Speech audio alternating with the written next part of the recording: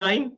Now is the time for me to invite Lion Pankaj Mehta, the very sought after trainer, facilitator, also someone who has done FDI, FDES, and also LCIP, that's Lion Certified Instructor Program. One of the most senior persons, senior lions. But more than that, what I would like to mention here, the person with great amount of passion. I think P for Pankaj and P for passion is synonym to Lion Pankaj Mehta. I'm handing over the controlling power to you, Pankaj Bhai, and I'm sure people are awaiting eagerly to listen to your mesmerizing session. We're going to have great time. Over to you, Pankaj. A very good afternoon to every one of you and a welcome to all the participants. To begin with, let me give a big thank you to Rajesh and Anand for involving me in this. And I think it was a brilliant idea by these two guys. And I think it is a new path, a trend-setting path that they have set. We have heard three speakers on a different subject.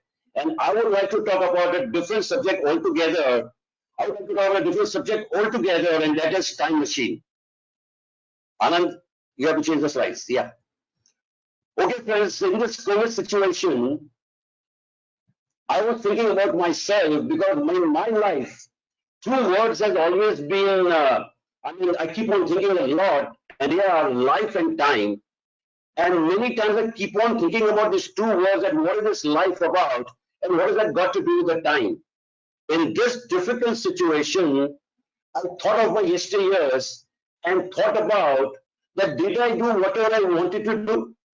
Or there were things that I regretted that I wanted to do and I could not do it. And lot many thoughts keep on coming in my mind that if I was given a time to spend in future from today, where would I invest my time that will make me happy and healthy? And this is a question to you all, my friends, that if I tell you that from this moment onwards, if you are requested to spend your time in future that can make you happy and healthy, where would you spend? Well, if I look back into my own life, there has been a lot of regrets. There are a lot of things that I should have not done if I had known at that given time. For example, I never wanted to become an engineer, and I am one. For example, I keep on asking a question to myself that why did I join Lions movement so late? Why couldn't I become a Leo? Why nobody came and told me about it? And there are so many things. And I kept on thinking that one more subject is that which always I think about is mortality. Everyone has to die someday, and many of us die suddenly, many of us die with prolonged illness, and whatever the reason. But when you are on deathbed, are there any regrets? Are there any regrets at given time? And this I keep thinking. Thank Okay, you. friends. So coming back to it, my question to you is, for future, where would you like to invest your time, which will make you happy and healthy? Like I spoke about my regrets, and I'm sure a lot of people must be having their own regrets also in their life. This question was asked to a group of young adults. It was asked to young adults that what are your goals in life? What would you like to do in life? And a surprising answer from this young millennial crowd, the young adults, they said 80% of them said that our goal would be to make money. They thought making money would make them happy and healthy. And 60% of them replied that our goal would be to be famous. All in all, about 75% of them felt that if they have fun, if they have money, if they can be famous, probably this is the road to become healthy and happy. I think maybe you stand as far as this two philosophy is concerned, that becoming famous, becoming successful and famous, and making money will make me happy. Well, I kept on thinking about it a lot, that is it true? Does it really happen like this? And well, something happened in my mind, and I started thinking that what a person on a deathbed must be thinking about. If a person knows that he's going to die, he knows that the last moment has arrived, and at this given time, what you would be thinking? What would be his regret of life? And a lot of things flashed into my mind, and I started reading about it. I came across a wonderful book by an author from Australia whose name is Bronnie Ware. She is from Australia. She is herself a great speaker. She is a writer. She is a philosopher. And more importantly, She is a palliative nurse. Palliative nurse meaning she takes care of terminally ill patients. She has dealt with hundreds and hundreds of such patients and have tried to understand their point of view, tried to console them, had discussion with them, with their family members, and most of these people used to talk to her about their regrets in their life. And after hearing so many regrets of so many people, she has compiled this and said that in the world, there are 5 topmost regrets which most of the people have. And I wish to share this with you. Because I feel in this situation, if we can have a self-reflection on ourselves, if we can talk to ourselves, then probably we will get an answer how to spend our future time. The 5 topmost regrets I would like to discuss with you, and the first one that comes is the first regret. The most common, famous regret with most of the people was, I wish I had the courage to live life true to myself. I repeat, I wish I had the courage to live life true to myself, not life others expected out of me. Think about it. Most of the time we live the life not as what we like, but we are governed by other people's opinion. Or I would say in Hindi, we suffer from a disease known as LKK. Log kya kahenge, what people will say, and our life is guided by that. For example, I said the regret was, I never wanted to become an engineer. It was my family pressure, my family wish. It was their saying that you must become an engineer if you want to be successful in life. And probably I didn't understand what life is all about, and I accepted that. Log kya kahenge is the biggest disease. Now, when you are running your life as per what people are saying, you are following your life with the opinion of the people. Well, it can be a big disaster, because by the time you realize what are your passions, by the time you realize where you stand in life, probably it is too late. Or I would say that people normally, because of this one main reason, never realizes their dream. They do not understand that life offers so much of opportunities which they have lost because they didn't have a courage to live life true to themselves. I personally feel this is the biggest loss that one can have. I always say that life is all about you and not about them. I repeat, life is all about you and not about them. So can we wake up? Even at whatever stage we are in, can we have the courage to live life true to ourselves? What we like, what we want to do, what are our passion, can we try to pursue it? I have a regret that why I didn't have a courage to be a trainer and speaker much earlier in my life, like Anand has done in his life, at a very right age. Well, probably I didn't have a courage. I didn't have a courage. But today, yes, whenever I woke up, whenever I understood my regret, my passion, well, I started working on it, because it is never too late in life. So remember, I would not like to have any of my participants to have their regret in life and wake up and start investing your time having the courage to do what is right for you. Regret number 2, very, very beautiful regret, and that is, I wish I had the courage to express my feelings. Think about it. Do we really have this courage? Most of the time we are playing the game of pleasing people, and this emerges from a simple fact that we are insecure. Insecurity gives us this kind of thing that we don't develop a courage to express our feeling. My submission would be, let us have this courage. Let us understand the ways and means of positively expressing our feelings, that how we feel about it. And if you can express this to your family, to your spouse, to your employees, to your employer, wherever you are, probably you will be making life easy for yourself, and more importantly, easy for the people around you, because they love you. They want to understand how you feel. They want to help you. But unless you know how to express your feelings, you will not be able to deal. With 2 main regrets, I can give a positive result of myself, my own life experience. A decade back, for 25 years, I was running 2 manufacturing units. I had a factory manufacturing textile dyes in Ankleshwar. I had a cable factory in Mumbai. When my son graduated as an MBA, Well, only son I have, I was expecting him to join my business. But probably he understood this. He understood this culture of the family. He told me, Dad, very nicely put it across, Dad, this doesn't excite me. I have something in my mind. Can I try? I don't think I'm cut up for a manufacturing unit, and I don't think I'll be successful over there, and I will not be serving my passion. And well, I said that, okay, Sunny, you can do what you want. Give us a shot for 6 months in our business. And still, if you feel the same, we will see how in our business we can expand and diversify and do something that we want to do. Well, he lived the life of courage. He lived the life what he expected his life to be. He had the courage to express his feeling positively. And probably he will not have his regret on his deathbed whenever inshallah it has to happen. So my submission to you is try to express and learn to express your feelings in the most positive way. Because when the anger is suppressed, when the emotion, negative emotions are suppressed, it results into illness. Most of the illness is because of this, not because of anything else. But the suppression of the emotion leads to long illness and especially to terminal ill diseases. And I don't want any one of us to have that. So learn to express your feeling. Learn to express your feelings, and that will go a long way. Because Eckhart Tolle has said very beautiful.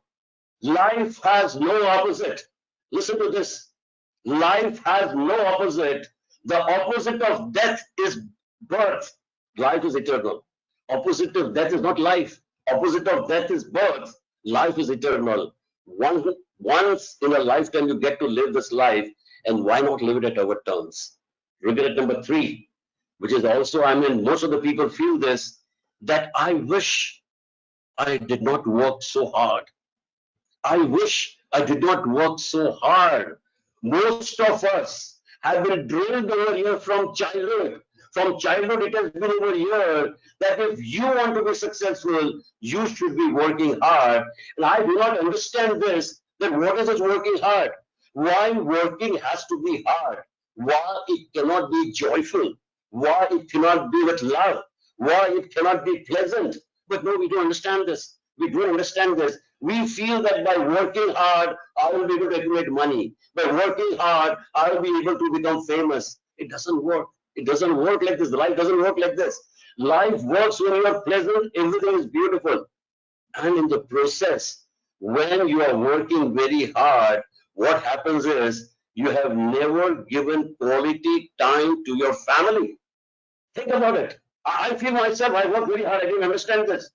I couldn't give quality time to my family for many, many years. And same maybe with many of us.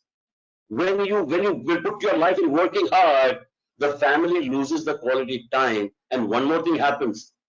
Most of the Indian culture, we need to become Nana Nani, Dada Dadi. Why? Because we want to see our grandchildren, because we have missed our children growing in working hard. Why this should happen here? Why this should happen?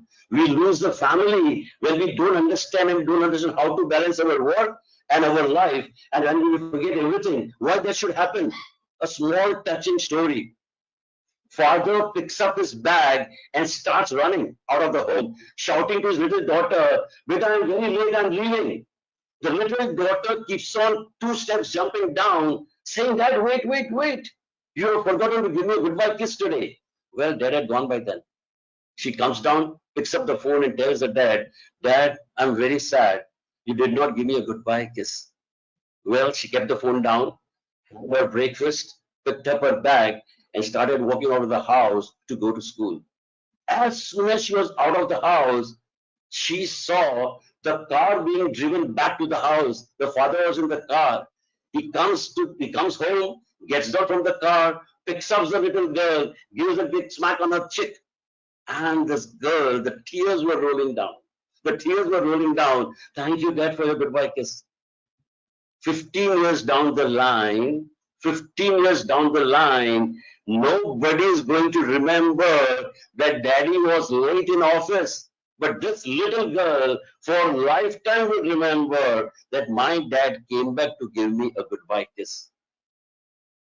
I'm sure, working hard, we would not like to lose the time with our family, and let us understand how to balance work and life. Regret number 4. Regret number 4, which many of us would have if we have not experienced this. I wish I had stayed in touch with my friends. Yes, friends, at some given stage in your life, you start missing your friends. You start missing your friends in working hard, not having courage to live the life the way you want, etc., etc. You are not keeping in touch with your friends, and in some stage, you feel that these are the friends, my loved ones, who can make my life good, who can make me happy, and if I'm happy, I'll be healthy. But we lose this time. Why this regret? Well, friends, when I realized this 3 years back, when we have formed a school group of 1969 batch, almost 40, 50 year old, we have connected 39 people across the world, and we are on WhatsApp. We meet regularly, we have a drink party, we have fun, we have everything. And that's just fun. The school friends are just fun because I don't want this regret in my life that I did not keep in touch with people. And one more thing, if there is any heartburns with any of your friends, please don't live with it. Don't live with it. Don't live, let this regret not be there because it's not worth it. I can talk about myself again that 4 years back when I got operated for my heart operation and valve change, I was almost on the deathbed. And I was thinking to myself, and this regret did come up that I have some animosity with three people in my life, my three friends.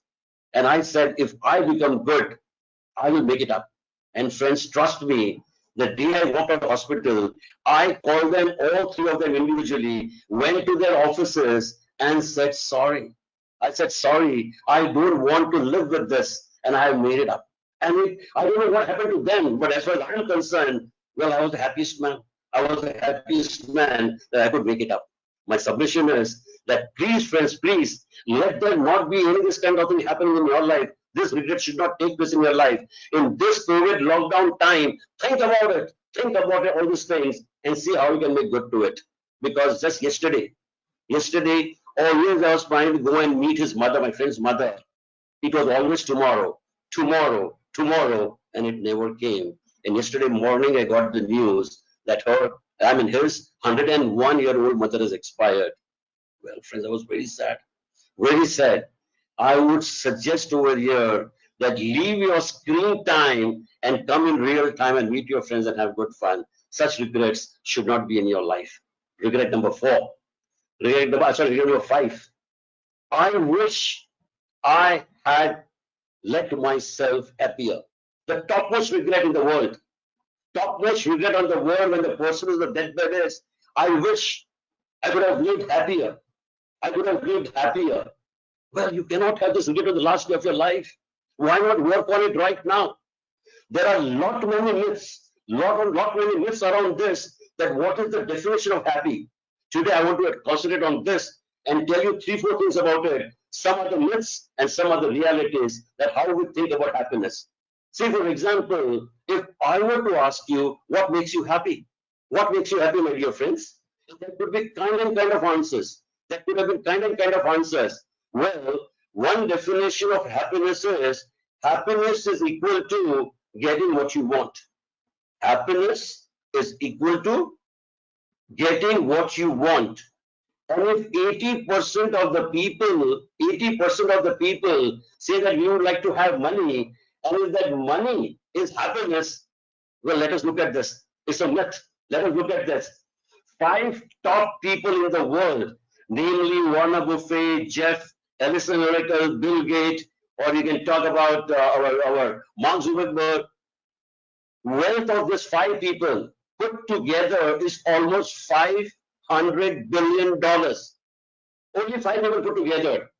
If this is true, that happiness is equal to getting what you want, and that is money, do you think they're all happy all the time? I'm sure no. I'm sure no. Money can be a media. Money is an energy that probably, yes, you must have, you can use it, but it is not everything. Money is good when money is in the pocket, but moment money enters your head, well, it is misery. It is misery. So let us understand that if you want to be happy, it is not necessary that you get what you want and that is going to make you happy. In my opinion, it is totally a myth. Second myth or reality, whatever you call it is, success is equal to happiness.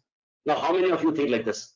How many of you live like this, that if I'm successful, then I'll get all the happiness? Is it true? Think about it. Think about it. Let's talk about Lioness. We are 95% Lions member over here, and we feel from Lionistic aspiring people, keeping that in mind, if I were to equate this equation that success is equal to happiness, a person becomes the president of the club. That is the time he starts tasting everything about Lionism, the power, the leadership, and everything. And he starts dreaming by the end of the year that incoming governor, if he makes his own chairman, I'll be the happiest person. I'll be successful, I'll be happiest. Well, he's a good guy, and zone chairman, the governor incoming picks him up as a zone chairman. And now the race begins. Now he wants to become a region chairman. The moment he becomes a region chairman, now he wants to become in micro some cabinet secretary or something. By the time he's been painted all over by Lionism, and the aspiration is rising, and his success is changing. The success formula is changing for him, and now he wants to become a governor. All the vice governors who are probably contesting this year definitely will be feeling that if I win this election, well, I'll be the happiest person. I'll be successful, I'll be the happiest person. And he wins. Now he wants to become an international director. The race goes on. He wants to become an international director. The moment he becomes an international director, and so on and so forth. My submission is go and ask all these past district governors. Go and ask all these past international directors. Ask them how happy they are after achieving this. As far as Roosevelt, success is equal to happiness from this formula. Because life is not so. The journey is beautiful, but no sooner you reach your goal, the destination, the goalpost changes. It goes further down. Again, you start chasing, and the goalpost changes. And if you are going to spend your life chasing success, which is going to make you happy, probably it's a myth. The fact is reverse. The fact is absolutely reverse, and that is, it says that the key to success is happiness. The key to success is happiness. If you are happy, success will be all yours, and that is a fact, and not the other way around. The third thing towards happiness is probably a myth, or no, I don't know, how would you put it? There has been, by what they call it is Harvard study of elite development. Stanford University has taken up the study, which is the longest research in the world. Listen to me properly. It is the longest research in the world that is happening, which is going on for the last 78 years, with 724 people. For the last 78 years, they are tracking the life of 724 people, right from Second World War time. And only one question, one primary question is, what makes people happy and healthy? For the last 78 years, this is going on. And there are about 10 or 12 people who are alive. They are happy, they are healthy, and they are more than 90 years plus. And this research, it goes on. Even the people have exchanged hands in this research, and it is still on. The longest research happening in the world. And the summary of entire study by the director, Mr. Robert, he says the study or the summary of the entire thesis of whatever question is to pose with the family, with the people, with the children, and compiling everything. What are the crux of the whole thing? Only one sentence he said, and he said, good relationship keeps us happy and healthy, period. I repeat, good relationship keeps us happy and healthy, period. So relationship is everything.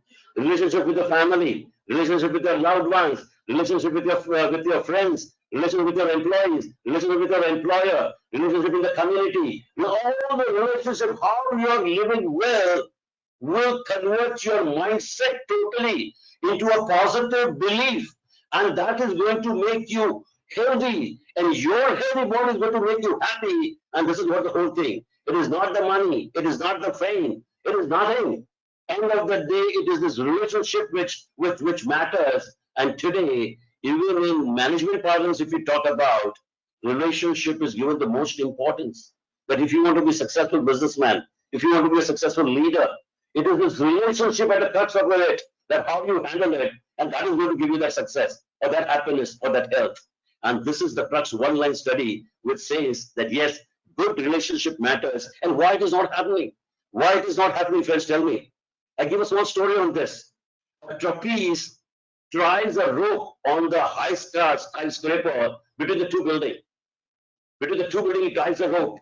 He's a trapeze. He can balance himself on the rope. He picks up his child, puts up on the shoulder, and with the bamboo in his hand, he starts walking on the rope, balancing himself. Crowd below is cheering up. You can make it. You are great. You are fantastic. Blah, blah, blah. And the man is slowly walking across that rope. Successfully, he reaches on the other side. And then he asks the question to the people down, can I go back? Can I go back on the same rope? And everybody started shouting, yes, you can make it. You are the best. You know what is to be done. You can do it. And this trapeze very loudly addressed the gathering that, can I have one of your child? I'll take him on my shoulder. Not a single person came forward giving their child to this man to walk back. What does it mean? What does it mean? I'm talking about relationship. What does it mean? It means that we believe in relationship. They had a belief in the man, but they did not trust him.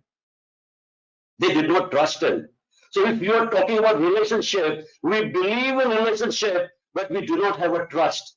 And unless these two things go together, relationship can never flourish. Can never ever flourish. It is always superficial. It can never flourish.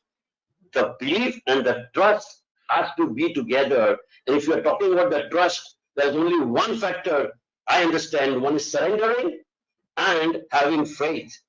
And what is the definition of faith? Definition of faith is diving into unknown. Diving into unknown is faith. And if you can develop this, that is the game of developing relationship. And if you have a good relationship, you are going to be healthy. If you are going to be healthy, you are going to be happy. If you are going to be happy, you are going to be successful. Nobody can stop you from doing that. And that is a magic. That is a magic. I want my people not to have the regret that I didn't live life happily. That regret should not be there. You should be striving and doing everything possible to see that this happens. And last one submission I want to make is talking on a spiritual path. Talking on a spiritual path as what happiness is concerned. There is this monk known as Matthew Ricard. I don't know if you've heard of it. Matthew Ricard. He is a philosopher. He is a writer. He is a He's a monk himself. He has done PhD in molecular genetics, and he keeps on meditating on compassion. Meditation on compassion. And he says, I'm very happy. Well, the scientist in Wisconsin University, I think his name was Richard, he said, I want to test your brain, what happens over here. And he puts a lot of some 257, some electrodes are put over here to see what kind of things are happening in his brain. The result of the test was amazing. The doctor said, the professor said, that the kind of gamma waves that are produced in his mind has never been reported till date anywhere, which is responsible to two things, your consciousness and your happiness. And Wisconsin University labeled him as the happiest man. Connected with what? Meditation on compassion. And I want to pick up this word compassion, how it is related to Lionism. Friends, don't you think we are fortunate? 1.4 million people are fortunate that they had an opportunity to get in touch with their compassion, because compassion is the quality of a human which can be expanded as much as you want. And you are a lion. Day in and day out, you can serve. You can get in touch with your compassion in true sense. And with this compassion, if you learn this meditation and combine this two, who can stop you from your happiness? Who can stop you from being healthy? So friends, let us not have this regret in our life that, well, I did not live my life, happily. If we can, in summary, if we can talk about this 5 things, I would say, number 1, have courage to live life true to yourself. Number 1, have courage to live your life true to yourself. Number 2, learn to express your feelings in a positive manner. Learn to express your feelings in a positive manner. Balance your work and life. Well, this is a subject by itself, which I'm not going in detail. It's a subject by itself. But learn to balance your work and life. Number 4 is keep in touch with your friends and loved ones. Keep in touch with your friends and loved ones. And finally, I would say it's only good relationship that can keep you healthy and happy. Find all the avenues, come out of the myth of happiness, and try and understand what is the real happiness and where you should be investing your time and future. In the end, I would only say and repeat that life has no opposite. Life has no opposite. Opposite of death is birth. Life is eternal. Life is but once. Let us live happily and see to it that we do not have regrets in the life and have done whatever possible within us and lived life happily and healthy. I wish in this lockdown period you take care of yourself, stay safe, be healthy, and think about that. Reflect upon yourself. Good time we have got to reflect upon ourselves. And when you're reflecting upon yourself, just don't keep it here. Take a journal in your hand and start scribbling and writing. That is how the audit of a life is done. You have to audit yourself and put everything on a piece of paper on a journal. And this is where you are going to get the answers to yourself. I only wish to every one of you once again that be safe, be happy, and be healthy. Thank you very much. I'm open for questions and answers, and I would like to know what are your regrets in your life? What are your regrets in your life that I wish to know, and that can come through questions or whatever it is. Over to Yeah, Pankaj ji, yeah, tell me. my sincere gratitude, and this is a learning for all the faculty as well as the participants. The future faculty, beware. This is the challenges one faces, and it is the tough ones who come out wonderfully well, as Pankaj has done today. I wish, Pankaj, you could hear the applause, which everybody probably would be doing it at their house, like I am doing here right now. Sincere compliments for taking up the challenge and doing a wonderful job.